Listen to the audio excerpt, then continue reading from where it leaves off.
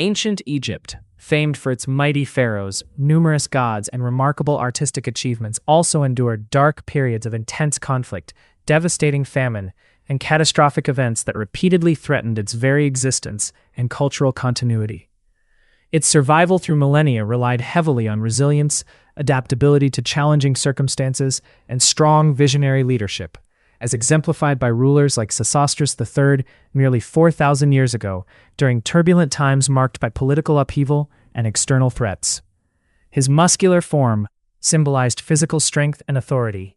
His stern face conveyed strict order and justice, and his notably large ears represented vigilance against dissent and hidden threats to the kingdom's stability.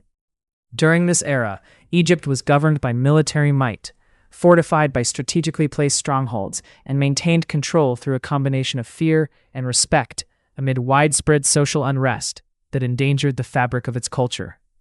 Prior to these troubled times, Egyptian civilization flourished spectacularly, nourished by the life-giving Nile River and unified by a complex religious ideology that linked kingship directly to divine authority, ensuring societal cohesion.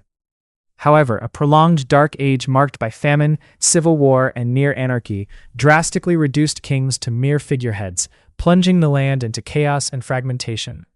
This collapse, though severe, eventually sparked a remarkable revival, allowing Egypt to emerge stronger, more centralized, and better prepared to face future challenges.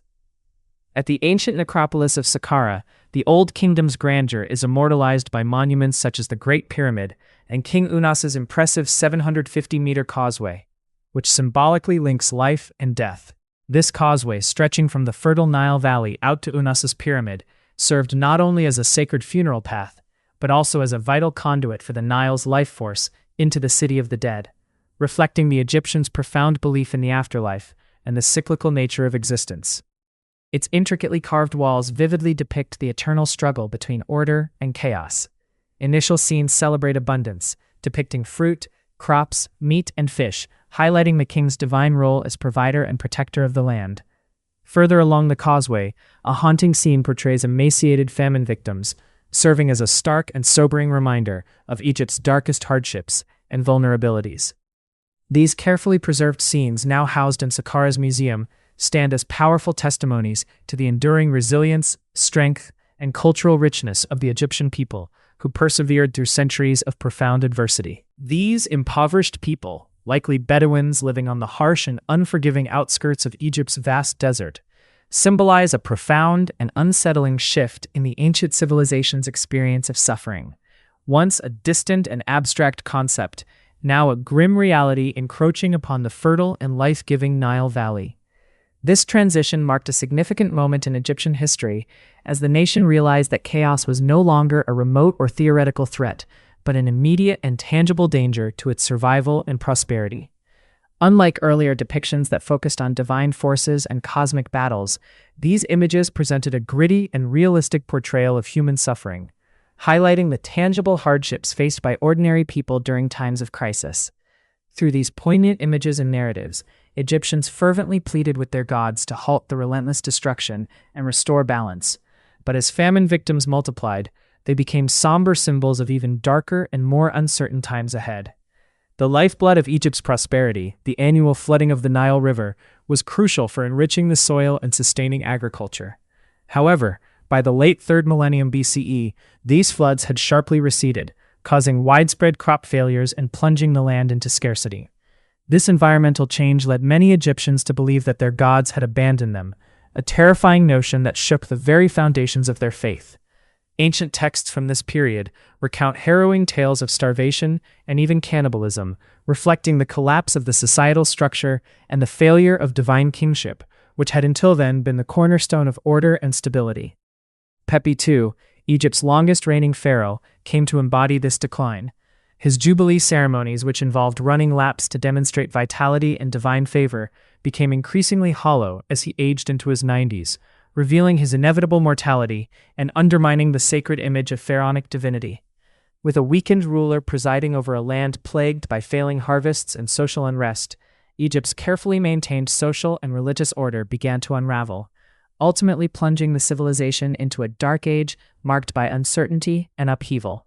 As faith in the monarchy and traditional religious institutions waned, many Egyptians turned increasingly to magic and esoteric practices, seeking hope, protection, and power amid the desperation and instability of their times. This shift not only reflects the adaptability of Egyptian culture, but also underscores the profound impact that environmental and political crises had on the spiritual and social fabric of one of history's greatest civilizations.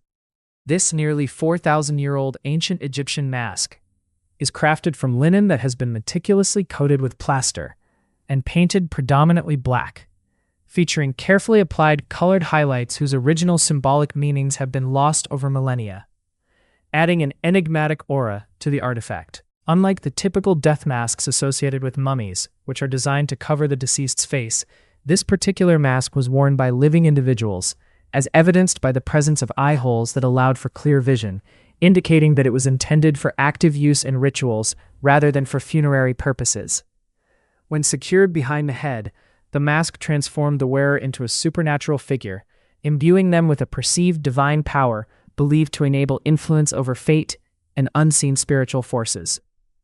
This unique artifact offers a fascinating glimpse into the magical and religious practices prevalent during Egypt's turbulent First Intermediate Period, often referred to as its Dark Ages, a time characterized by widespread social upheaval, political instability, and pervasive fear among the populace. During this era, people frequently inscribed curses and spells on a variety of objects, commonly using red ochre pigments on pottery shards, deliberately broken as part of curse activation rituals. Practices that bear striking resemblance to voodoo-like ceremonies found in various cultures worldwide. These personal, home-based rites stood in stark contrast to the formal temple ceremonies conducted by priests, and were often motivated by crises such as prolonged droughts, famine, governmental collapse, and foreign invasions. This epoch, sometimes called the Age of Fear, witnessed a significant increase in the use of wax figurines and other magical items intended either to cause harm or to provide protection, reflecting a declining faith in the traditional authority of kings and gods. As royal power waned, many officials abandoned their posts, leading to the fragmentation of the centralized state into autonomous local regions or nomes, which were frequently ruled by competing warlords vying for control. Our understanding of this chaotic and fragmented period is notably enriched by the autobiography of one such warlord, whose life and exploits were inscribed in his tomb at Moala, offering rare and invaluable insights into the complex politics, social dynamics, and struggles that marked this dark chapter in ancient Egyptian history. Anktifi was a modest official who rose to become a regional governor, or nomarch, during a time when central authority in ancient Egypt was weakening and the once unified state was fracturing into smaller, semi-independent regions. As the central power fragmented, leaders like Anktifi gained increasing autonomy and influence over their territories, effectively becoming the dominant local rulers in their respective nomes. His tomb, though not grand by royal standards, vividly narrates his rise from humble beginnings to a position of considerable power, with richly decorated walls emphasizing his ambition and achievements. Egyptologist Gary Shaw notes Anktifi's commanding carved statue, featuring a distinctive hairstyle designed to inspire respect and signify his elevated status among his peers. Unusually for the period, the tomb minimizes the pharaoh's role, reducing the king to a tiny cartouche, overshadowed by Anktifi's imposing image, which indicates that he saw himself as the true local authority who did not require royal endorsement to legitimize his rule. The inscriptions within his tomb highlight his power amid the Pyramid Age's decline, employing royal language to claim unmatched heroism and boldly calling himself a hero without peer. He portrayed himself as a benevolent protector during times of drought and famine, feeding the hungry, providing essential supplies, and arranging marriages to stabilize the social fabric and ensure continuity. Though likely exaggerated for political purposes, these accounts reveal the severe hardships faced during this turbulent era, including stark references to starvation and even cannibalism, underscoring the extreme conditions that plagued the population. Despite such widespread suffering, Anktifi's region notably remained prosperous and relatively stable under his rule, a testament to his leadership abilities. He was also praised as a formidable warrior and even claimed a godlike status, reflecting the rise of warlords who increasingly overshadowed the traditional kingship. His tomb's pyramid shape symbolized his claim to local pharaoh status and sovereignty, asserting his authority in a time when centralized control was all but lost. In a divided Egypt, such warlords became de facto rulers, rivaling the distant and weakened pharaohs.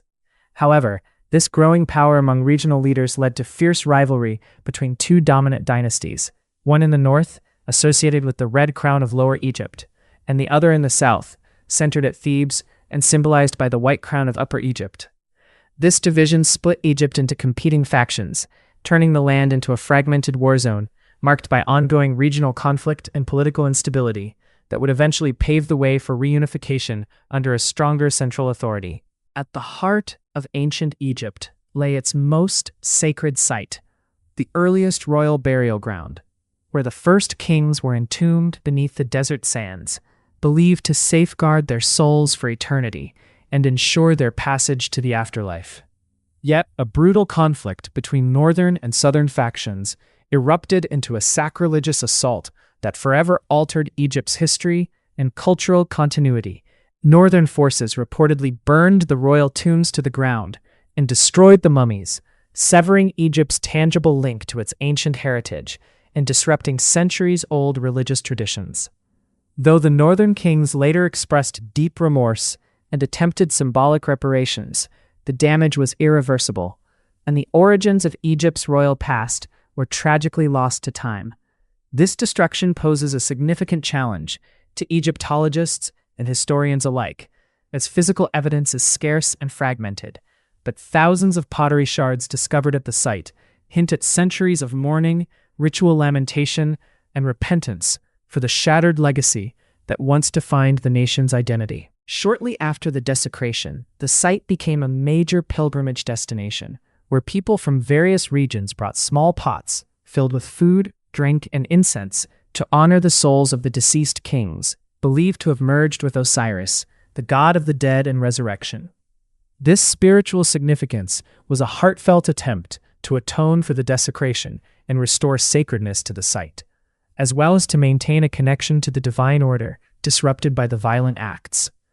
With the king's remains destroyed or scattered by northern warlords, Egypt's spiritual link to its royal ancestors remained its sole connection to its past and identity, serving as a vital source of cultural continuity and national pride. The desecration provoked fierce retaliation from the south, where Thebes, a small town around 2000 BC, held a strategic advantage due to its location on the Nile's Kenabend and its association with the war god Montu, who was revered locally for his strength and protection in battle. Theban warlords, inspired by Montu's protection and driven by a desire to restore order and stability, rose against northern rivals to reunite Egypt. Montuhotep, whose name means Montu is content, emerged as a powerful leader during this turbulent time. His tomb carvings depict Montu embracing him and granting divine power, symbolizing his divine right to rule and the hopeful end of Egypt's first dark age of division. Montuhotep led his armies northward, wearing the Red Crown of the North to assert dominion over both Upper and Lower Egypt, ultimately becoming Montuhotep II, the reunited ruler. His victory came at a high cost, evidenced by the remains of fallen warriors discovered at Deir el-Bahari, serving as a solemn reminder of the fierce battles and sacrifices that restored Egypt's unity and glory after years of fragmentation and conflict. The silent remains of these 4,000-year-old warriors stand as haunting witnesses to Egypt's civil war, uncovered through meticulous and painstaking archaeological work that reveals the brutal realities and human cost of ancient conflict. About 60 naturally mummified bodies were found in one tomb, their skin and hair remarkably preserved by the desert environment, offering rare and invaluable insight into how these soldiers fought, endured, and ultimately died on the battlefield. Some had arrows still embedded in their chests, while others wore leather wrist guards, typical of skilled archers, indicating not just individual bravery, but a highly organized and disciplined military force. 10 were struck by ebony-tipped arrows, likely used by elite troops, and others sustained severe wounds, including a fatal head injury inflicted during brutal close combat. After a vicious and bloody attack, their bodies were left abandoned on the battlefield, where scavenging vultures fed on the remains, underscoring the savagery and chaos of the conflict.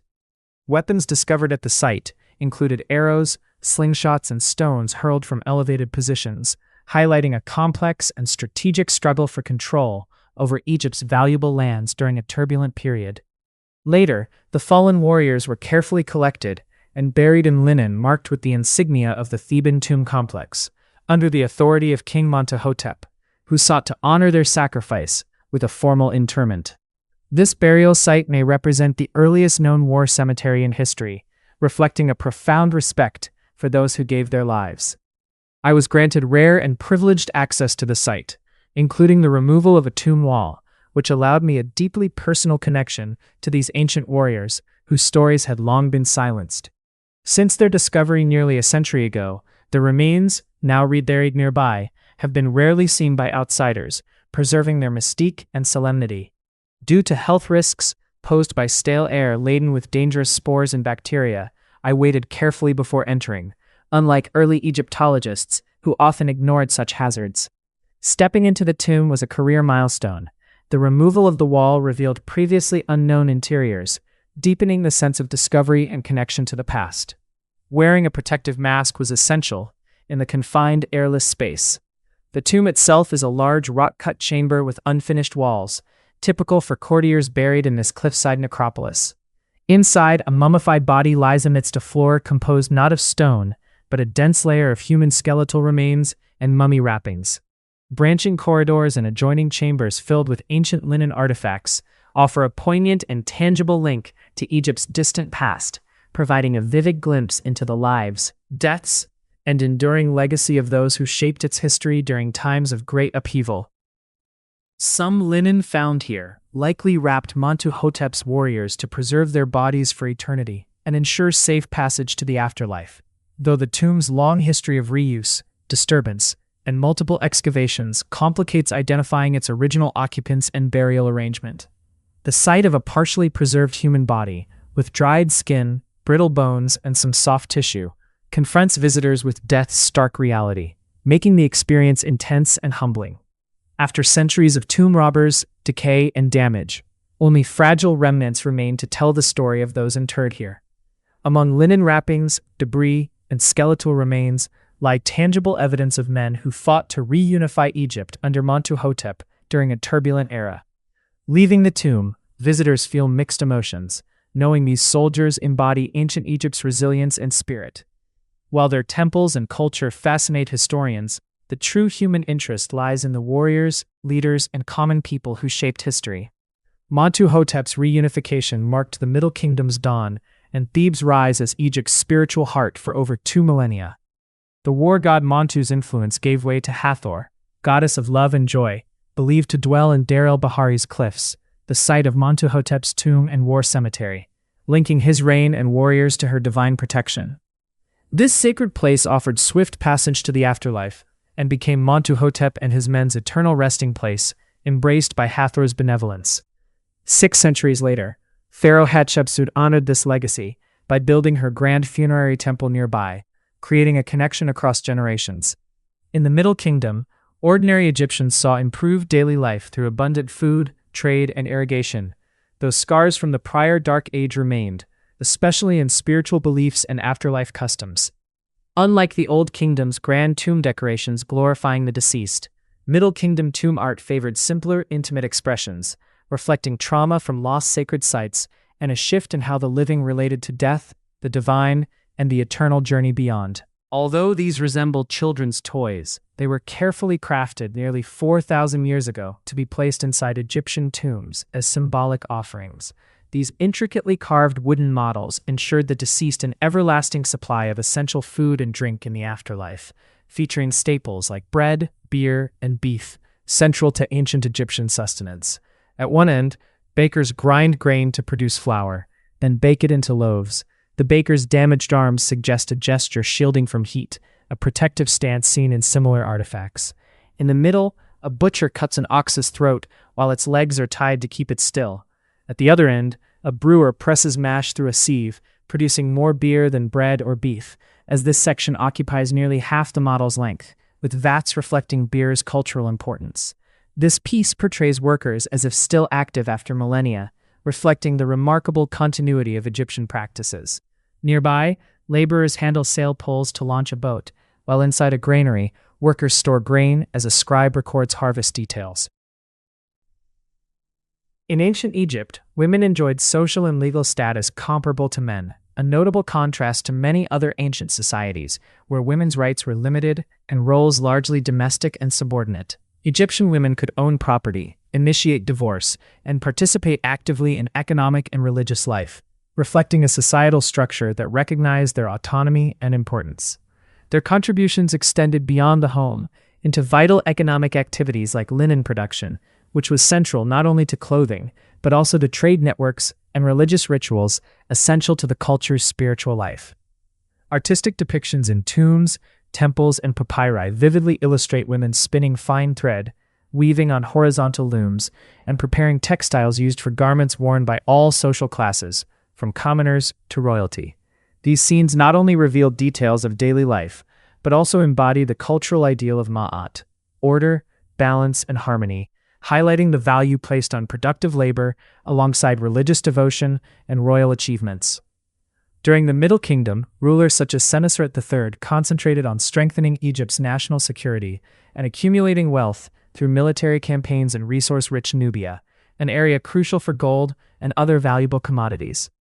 To secure Egypt's southern borders against potential invasions and control the flow of goods and people, Sesostris III constructed approximately 8 forts strategically positioned along the Nile, forming a defensive network designed to maintain order, protect trade routes, and facilitate resource extraction.